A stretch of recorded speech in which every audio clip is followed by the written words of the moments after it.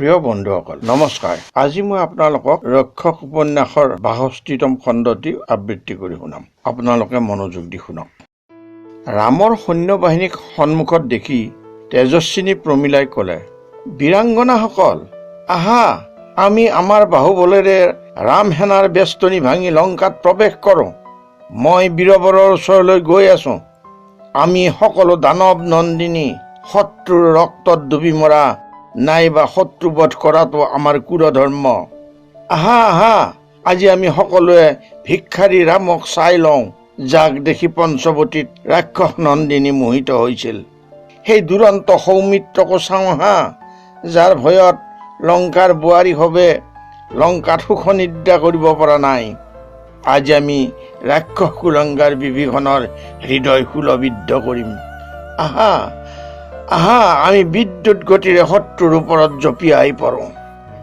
দানৱ নন্দিনী সুলোচনা প্ৰমীলাৰ এই অভিভাষণ শুনি দানৱ বালিকাসকলে অহংকাৰপূৰ্ণ হুংকাৰ কৰিলে। তেওঁলোকে নিজৰ নিজৰ উন্মুক্ত তৰোৱাল শূন্যলৈ দাঙি সমুদ্ৰৰ দৰে গৰ্জন কৰি আগবাঢ়িল। এই নাৰী দলৰ অগ্ৰগামী মালিনীয়ে হাতত শূল লৈ আগবাঢ়িল।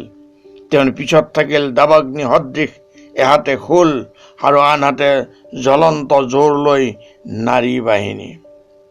ধনুটংকাৰ দি অস্ত্ৰত জনজননী তুলি তেওঁলোকৰ দলটো উপস্থিত হলগৈ পশ্চিম দ্বাৰত, য'ত আছিল মাৰুতিৰ জাগ্ৰত পহৰা। মাৰুতিয়ে দাবানল তুল্য নাৰী বাহিনীটো অহা দেখি উচ্চস্বৰে প্ৰত্যাহ্বান জনালে, ঐ কোন তুমি? এই অমানিশা তোমাৰ ইয়ালৈ অহাৰ প্ৰয়োজন কি? কোৱা শীঘ্ৰে।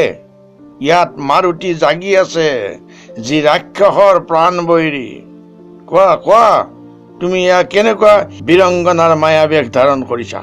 মই মাৰুতি হনুমানে বাহুবলেৰে ৰাক্ষসৰ মায়া মৰ্দন কৰিব পাৰো।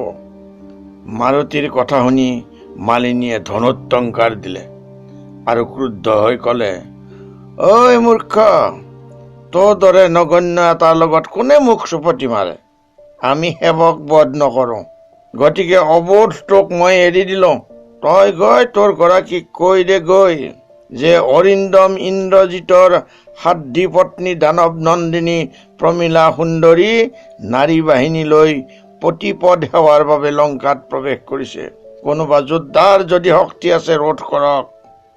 বিস্মিত হৈ হনুমানে দানৱ নন্দিনী ৰক্ষবধূক আগবাঢ়ি গৈ দেখিলে শত বীৰাংগনাৰ মাজত চঞ্চল ঘোঁৰাৰ পিঠিত অগ্নিশিখাৰ দৰে আসীন হৈছে। তেওঁৰ কিৰীটিৰ মণি জোৰৰ পোহৰত নৱোদিত সূৰ্যৰ দৰে চমকি উঠিছে। উত্তুংগ বক্ষত বন্ধিত স্বৰ্ণখচিত বৰ্ম হেম পৰ্বতৰ দৰে দেখা গৈছে। হনুমানে ভাবিলে, আহা, এনে জ্বলন্ত ৰূপ, এনে দুৰ্ধৰ্ষ তেজটো ৰাজমহিষী মণ্ডোদৰীৰ গাতো নাই। ভগৱতী সীতাৰ ৰূপ মাধুৰিমাও এওঁৰ লগত তুলনা কৰিব নোৱাৰি। ধন্য ৰাৱণ নন্দন মেঘনাদ, যাৰ স্নেহবন্ধনত এই বজ্ৰ বিধ্বংসী তৰিত বন্ধিত হৈ আছে। তেওঁ ক'লে, সুন্দৰী, মোৰ প্ৰভু ৰামচন্দ্ৰই দুৰ্লংঘ সাগৰত শিলেৰে সেতুবন্ধন কৰি লক্ষবীৰৰ সৈন্য দলৰ সৈতে আৰু ৰাক্ষসপুৰী স্বৰ্ণলংকা ঘেৰি থৈছে। ৰাক্ষস ৰাজ ৰাৱণ তেওঁৰ শত্ৰু। তুমি অবলা, এই সময়ত ইয়ালৈ কিয় আহিছা? নিৰ্ভয়ে কোৱা, তুমি তেওঁৰ অনুগ্ৰহ কামনা কৰা নেকি? মই হনুমান, ৰামৰ দাস। তোমাৰ যি অভিপ্ৰায় নহওক, মই এতিয়াই প্ৰভুৰ চৰণত গৈ নিবেদন কৰিম।